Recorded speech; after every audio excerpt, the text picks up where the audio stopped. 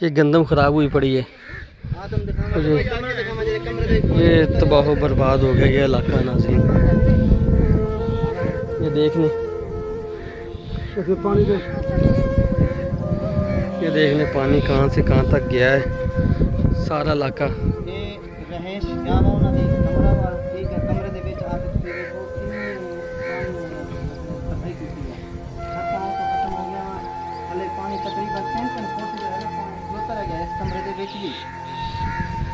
ठीक हो गया।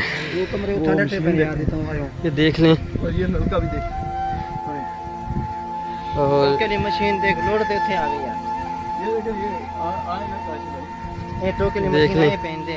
ये आप देख लें इन लोगों के घरों के साथ क्या हो गया। बेचारों के घर ख़त्म हो गए, बसते बसते घर उजड़ गए इनके। ये देख लें, वाली मशीन है, ये लोड भी आई है।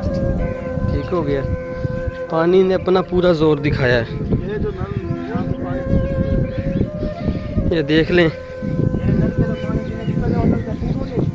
ये देख लें जहाँ से ये लोग पानी पीते हैं इस नलके का क्या हाल हो गया। ये मिट्टी में सारा दब गया।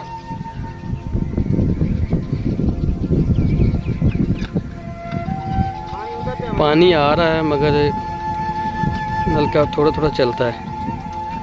ये देख लें, यहाँ कपास थी तो 5-5, 6-6 फुट मिट्टी चढ़ गई है। ये देख लें, ये घास वाली मशीन है जो सारी बस्ती तबाह बर्बाद हो गई।